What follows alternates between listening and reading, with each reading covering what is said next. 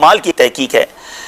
پانی جو ہے وہ کتنی بڑی نیڈ ہے. یاد رکھیے اس کائنات کا جو رابطہ ہے زندگی سے، یعنی اگر یہ دنیا زندہ ہے، میں اس کو آسان لفظوں میں بیان کر دوں تو یہ صرف اور صرف بارش کی وجہ سے زندہ ہے. There is the link of life of this universe is from rain.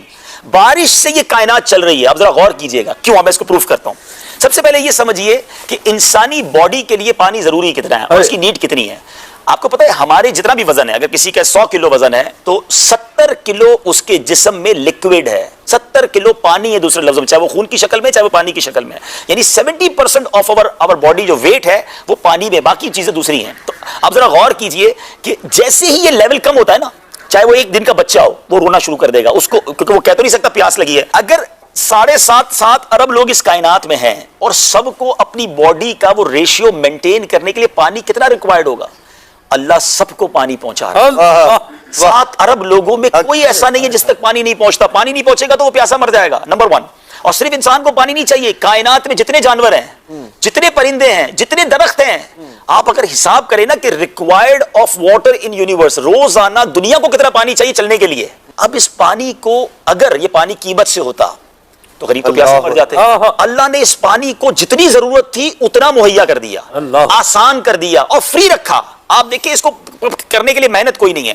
اب آئیے یہ پانی ملتا کیسے ہم کو؟ ہم اور آپ تو روزانہ پانی پی رہے ہیں.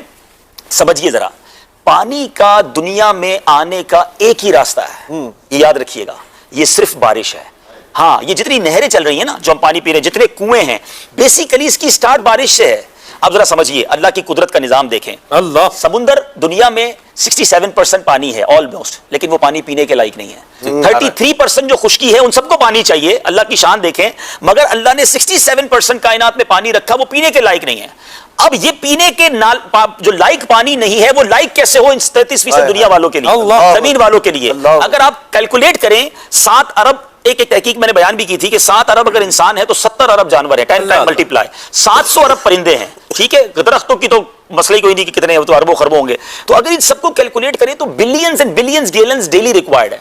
اب آپ دیکھیں قدرت کا شاہکار، دھوپ پڑتی ہے اور یہی جو بخارات کی صورت میں سمندر کا پانی پہلے آسمان کی طرف جاتا ہے. ٹھیک ہے، سائنس یہ کہتی ہے نا، اربوں ٹن پانی، ناٹ گیلنز، اربوں ٹن پانی روزانہ کی بنیاد میں آسمان پہ جا رہا ہے بادلوں میں. مجھے بتائے وہ پائپ لائن کہاں ہے؟ یہ کس موٹر کے ذریعے اوپر جا رہا ہے اور کون سا پائپ ہے جو اس کو اوپر لے کر جا رہا ہے؟ کون سا نظام ہے جو نظر نہیں آ رہا لیکن ڈیلی بیسس پہ ہو رہا ہے؟ ٹھیک ہے جناب، پہنچ گیا اوپر. آپ سب نے جہاز میں سفر کیا ہے، میری تو آدھی زندگی اسی میں گزر گئی ہے. اب میں جب بھی جہاز میرا بادلوں کو کراس کرتا تو میں کدھر وہ ٹینکی جس میں پانی پڑا ہوا ہے کہاں محفوظ ہو رہا ہے؟ کون سی ٹینکی ہے؟ جہاز 1 سیکنڈ میں بادلوں کو کراس کر جاتا ہے، نظر کوئی نہیں دیکھ سکتا کہ وہ اربوں ٹن، تھوڑا بہت پانی نہیں ہے.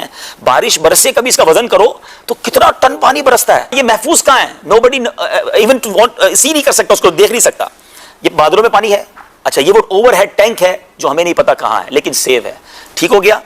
اب اس کے بعد بارش برستی ہے لیکن گیا تو کھارا پانی تھا اوپر، جی نیچے آیا the most best mineral water in the world، وہ ریننگ واٹر. اللہ نے مائع مبارک کہا نا قرآن میں. یہ فلٹر پلانٹ کہاں لگا ہوا ہے؟ آپ ذرا سوچئے، وہ پائپ لائن کدھر ہے، وہ اسٹوریج کدھر ہے، وہ فلٹر پلانٹ کدھر ہے؟ چلیں جناب یہ بھی سمجھ آ گیا، قدرت کا نظارہ ہے، صاف ہو گیا، پانی دنیا کو مل گیا. اب سوال یہ ہے کہ جو لینڈ لاک کنٹریز ہیں دنیا میں، پاکستانیوں کو یہ نعمت پتہ ہی نہیں ہے کہ ہم سمندر والی ملک ہیں. دنیا کے بہت سارے ملک ہیں جن میں سمندر ہی نہیں ہے، ان کے پورٹس ہی نہیں ہیں، وہ کسی اور ملک سے امپورٹ کرتے ہیں، پھر اپنا سامان بذریعہ روڈ منگواتے ہیں. اب سوال یہ بنے گا کہ اگر یہ پانی اوپر جاتا اور برس جاتا تو جو ملک سمندر کے کنارے ہوتے ہیں ان کو پانی مل جاتا. جو پشاور ہے ہمارا وہ تو وہاں سمندر نہیں ہے، وہاں پانی کیسے جاتا ہے؟ اللہ کا ٹرانسپورٹیشن نظام دیکھیں. ہوا چلائی کہ یہ جو ٹینک بھرے ہوئے اوپر پانی کے بارش کے ہیں یہ ہوا کے ذریعے پشاور تک بھی ان ملکوں تک بھی جاتے ہیں کہ جہاں سمندر نہیں ہے. یاد رکھیے گا بارش جو ہے ملی سمندر سے ہے لیکن برس رہی ہے اس جگہ پر جہاں دور دور تک سمندر نہیں ہے. اللہ نے ادھر وہ بادل پہنچا دیے. ٹھیک ہو گیا. اب پانی برسا، چلے جناب پانی مل جاتا، جتنی پیاس لگتی اتنا برستا، پھر سنبھالتے کدھر اس پانی کو؟ اللہ نے زمین کو یہ صلاحیت دی ہے کہ اس پانی کو اسٹور کر لیتی ہے. یہ زمین پانی ایکسٹرا چوس لیتی ہے. اب آپ بورنگ کر کے اس کو نکال لیں، آپ کنواں کھود کے نکال لیں، کمال دیکھیں زمین کے اندر جا کر پانی باہر نکلتا ہے وہ بھی صاف نکلتا ہے، نہ اس پہ کوئی گندی آمیزش ہوتی ہے، وہ بھی پانی پینے کے قابل رہتا ہے. اللہ نے نیچے بھی یہ نظام دیا، یہ انڈر گراؤنڈ اسٹوریج ہو گیا. اچھا جناب اب ہمارے فریج میں ہم کیا کرتے ہیں؟ پانی ایکسٹرا ہوتا ہے تو ہم ٹھنڈے برف جما لیتے ہیں. اللہ کا نظام دیکھیں کہ بہت گرمی پڑی, زمین بھی سوکھ گئی, پانی نکال کے ختم ہو گیا, لیکن جن دنوں میں بارش برسی تھی نا تو جو ناردرن ایریاز تھے, شمالی علاقہ جاتے, وہاں برسنے والی بارش بن گئی برف ساری, وہ بن گئے سارے گلیشیئر, وہ آپ کا کولڈ اسٹوریج میں پانی جمع ہو گیا.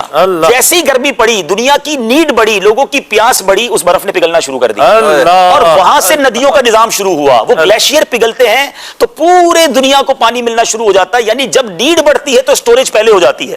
سردیوں میں پانی اسٹور ہو رہا ہوتا ہے, گرمیوں میں آپ کو سپلائی ہو رہا ہوتا ہے. 7.5 ارب لوگوں کو روزانہ رب پانی پلا رہا ہے, جتنا چاہیے اتنا پلا رہا ہے, بغیر کسی قیمت کے پلا رہا ہے. ہر پیاس پر, ہر گلاس پر پیتے وقت کہو فبأي آلاء ربكما تكذبان. ڈیمانڈ سے زیادہ سپلائی. آپ سپلائی دیکھیں اور سپلائی کا نظام دیکھیں, یہ کیسا خودکار نظام ہے. تو کائنات کو بنے ہوئے لاکھوں سال لوگ بتاتے ہو گئے ہیں, مگر کبھی ایسا نہیں ہوا کہ جناب پانی ختم ہو گیا ہو اور لوگ کروڑوں کی تعداد میں مر جائیں. لیکن یہ اگر بارش رک جائے, اب اس کی نیڈ سمجھیے کہ دنیا کا لائف کا اگر کنیکٹیوٹی ہے وہ بارش.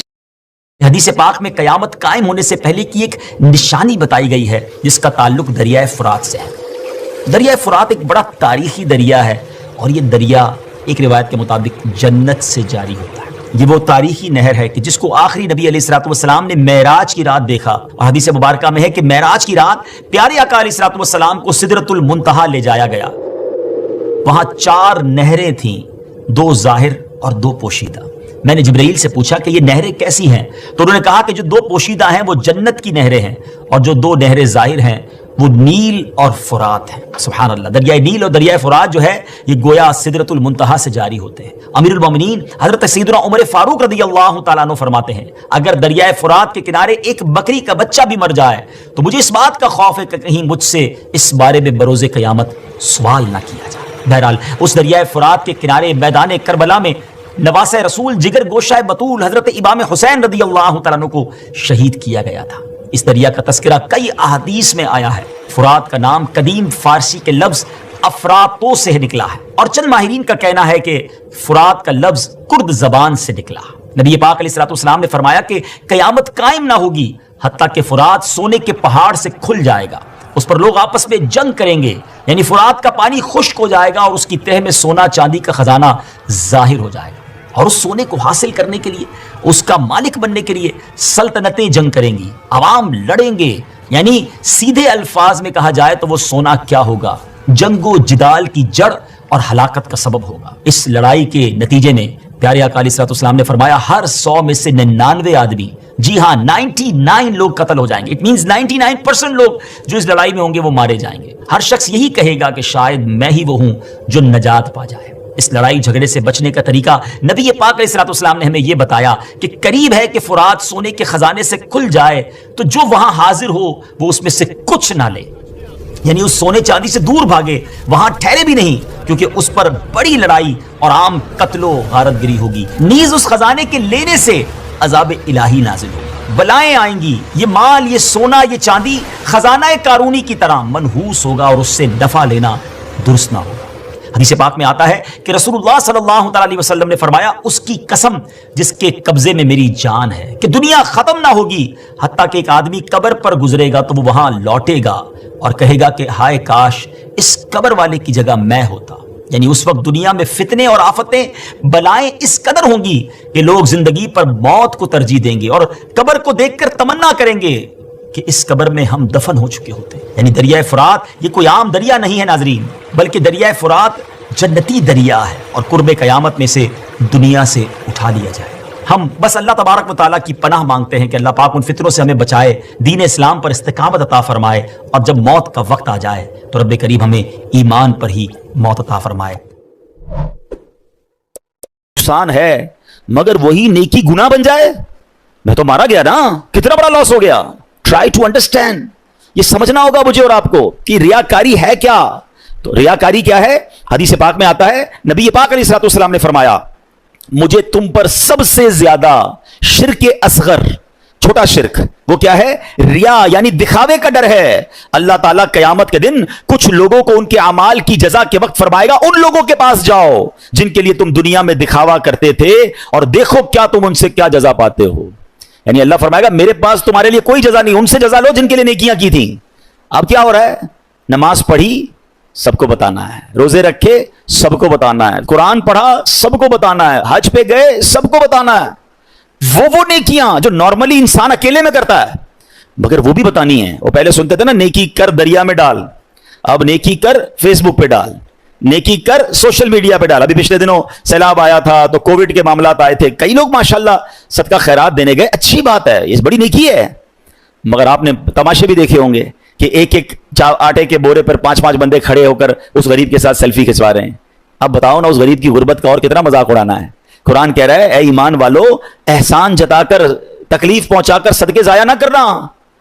लेकिन ये हो रहा है, मैंने ये किया, मैंने वो किया, इतनी पुरानी पुरानी नेकियां लोगों को याद हैं। वैसे एक छोटा सा सवाल कर लेता हूं, इतने सारे माशाल्लाह नमाजी बैठे हैं, आप में से कई ऐसे होंगे, बल्कि शायद सारे हम ऐसे हैं, मैं भी उसमें शामिल हूंगा, जिनको अपनी 25 साल पुरानी नेकी भी याद है। 1990 में कोई हज पे गया होगा, उसको वो भी याद है। 1980 में उम्रा किया होगा तो वो भी याद है। बचपन में कोई कुरान पाक खत्म किया होगा, वो भी याद है। यानी आम हमें तो तजुर्बा है ना, हम तो लोगों से मिलते हैं। हमारा तो हाल ये है कि हम कभी किसी से मिलने जाए ना, हजरत कैसे हैं, तबीयत कैसी है, बस अल्लाह का बड़ा शुक्र है, अल्लाह ने बड़ा करम किया है। मैं 1995 पे हज पे भी गया था, तो 2000 में भी हज की सआदत मिली, और 2015 से तो हर साल उम्रे पे जा रहा हूं। अल्लाह ने बड़ा करम किया है। रजब, शाबान, रमजान के हम रोजे भी रखते हैं, अल्हम्दुलिल्लाह। तहज्जुद की भी आदत है। हाजी साहब, किसने आपसे सब पूछा था? मैंने तो तबीयत पूछी थी आपसे, और आपने अपनी पूरी जिंदगी की नेकियां जो हैं 3-4 मिनट में बयान कर दी। अच्छा, हिम्मत नहीं होती कहने की, लेकिन चले आज कह देता हूं कि जनाब, आपको 2004 वाला हज याद है, आपको पिछले 10 साल पुराने उम्रे याद हैं, कल झूठ बोला था वो याद है, आज सुबह आपने मोबाइल में कुछ हराम देखा था वो याद है, यानी 15 साल पुरानी नेकी याद है, गुनाह याद नहीं है। याद रखिए, ये हमारा साइकिल ही गलत है। बुजुर्गाने दीन फरमाते हैं, नेकी करके भूल जाओ और गुनाह करके याद रखो, क्योंकि पता नहीं नेकी कबूल होगी कि नहीं, इखलास है कि नहीं, गुनाह की सजा